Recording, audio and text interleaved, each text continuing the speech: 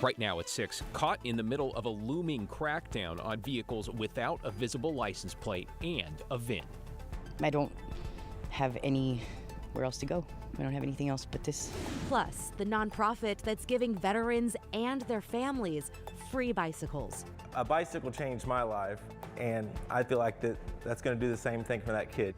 And Christmas comes early for the Cascade Slopes. We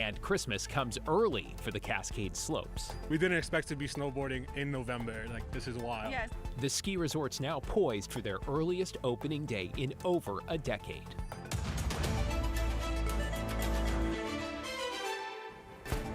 A very good evening. David Moko here along with Christine Pitawat. It's 51 degrees in the Rose City on this rainy Veterans Day. You know what? Looks like you want to keep rain jackets or umbrellas or something handy because it's going to be a soggy few days across the Northwest. The potential on top of that for a lot of mountain snow. Yeah, let's get right to meteorologist Joe Ranieri in the Weather Center now for a first look at the forecast. So Joe, what are you tracking tonight? Well, I'm tracking more scattered showers, and with those scattered showers could bring more thunderstorms. We haven't really seen them here in the metro area. They have been popping up along the central Oregon coast, but rainfall amounts here in the last 24 hours closing in on a half of an inch of rain. I think a lot of locations, especially in parts of McMinnville and Newburgh, could easily eclipse that half-inch mark here in just the next few hours. Over an inch and 3/4 over in Tillamook, over half an inch in Astoria, and more rain is in the forecast over the next couple of days. Although tomorrow will start off relatively dry. We have some spotty showers popping up on the radar right now, but the big story is throughout the Oregon Cascades, where the snow levels will be right around 4,500 feet. If you're going to be traveling in that direction, be prepared for some heavy snow here over the next 12 hours or so. I'm forecasting anywhere from 2 to 6 inches of new snow. And looking into tomorrow, again, it's going to be a mainly dry start to your Tuesday, but by the afternoon, we are going to be looking at some heavier showers moving through. And this is a look at the snow levels over the next couple of days, right around that past levels over the next few days, although by the later part of this week, it will start to drop. And yeah, the skiers and snowboarders are going to be pretty excited by the snow amounts over the next few days, especially if you're going to be hitting up Mount Bachelor or the southern Oregon Cascades over the next few days or so. So here's a look at the futurecast. We have this it stopped at 5:30 where it's going to be mainly dry, like I said, but going throughout the later part of the morning, a few spotty showers roll through, and then by the later part of the afternoon is when we'll start to see those showers move in. So the rest of your night looks like this: scattered showers, a chance to see some thunderstorms develop. Looking into tomorrow, right around 3:30, 4 o'clock is that window where the rainfall really starts to move through, and expect to see a wet Tuesday night and a wet Wednesday. I'll talk more about that in a few minutes. Keeping that umbrella handy. Thank you so much, Joe.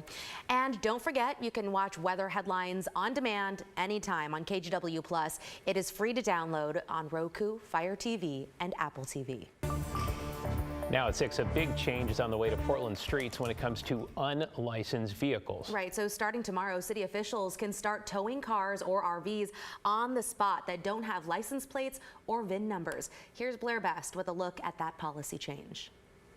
The change starts this week and follows changes to city code. PBOT officials say it will allow them to clear vehicles that are in violation of city code and on a public right-of-way, like this stretch in Northeast Portland, right by the city-run Safe Rest Park for vehicles. It looks like many streets in Portland lined with old RVs and derelict cars, but many of those vehicles are people's homes. Roughly 20% of those on the streets in Multnomah County live in a vehicle, according to county data.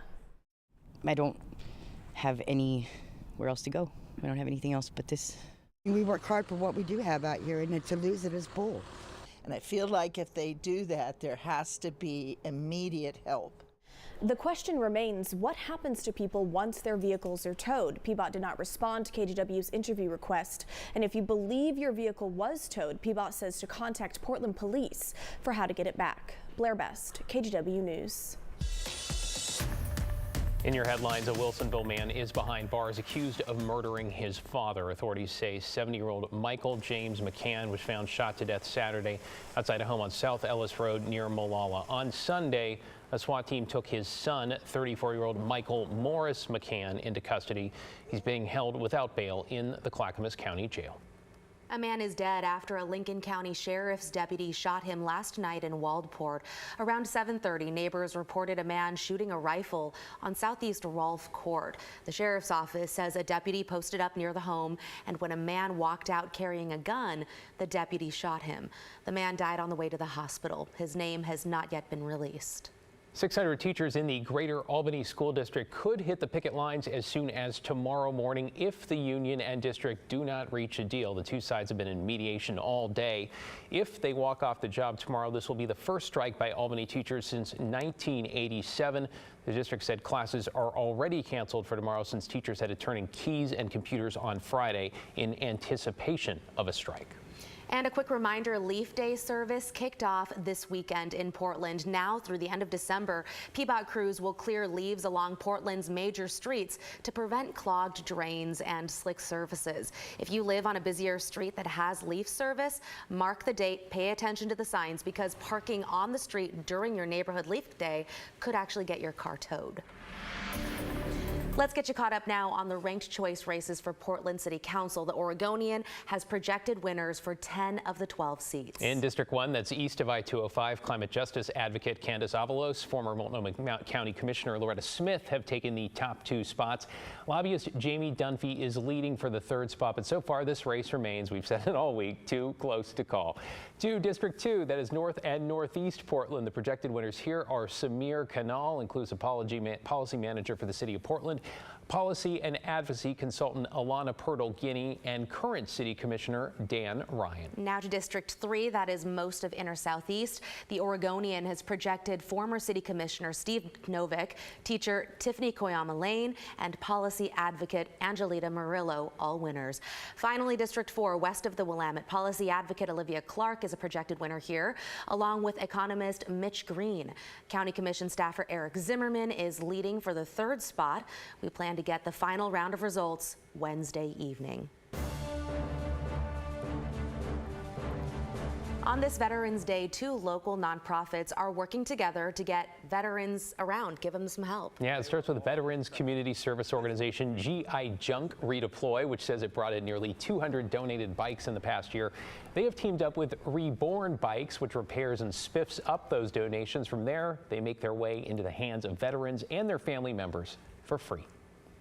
If you don't have access to a car, which is not as sustainable and a lot more expensive, bikes are a really awesome alternative for a lot of people.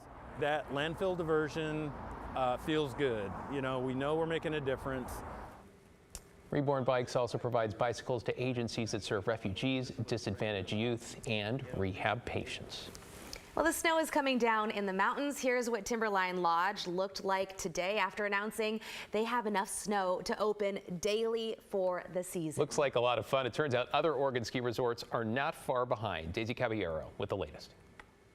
Well, it was a winter wonderland for opening day of this season. It was nonstop snowing since we got here at about 11 o'clock on Monday morning. And hey, this is exactly what those snowboarders and skiers love to see.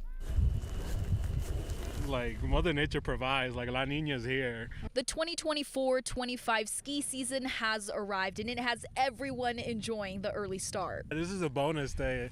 We didn't expect to be snowboarding in November. Like, this is wild. Yeah, it's November 11th. This is insane. According to a Timberline spokesperson, this is the 7th earliest opening date since 1972 and about a few weeks earlier than last season. Honestly, we didn't even get out here until early January last year, so the fact that we have like an extra 6+ weeks and season passes is like going to almost double the amount of runs we get up here. Only one lift is open right now. That's the Poochie lift. The Molly lift is set to open this weekend if conditions allow it. Regardless, people are just happy to be up on the slopes, many for the first time. First ride of the season.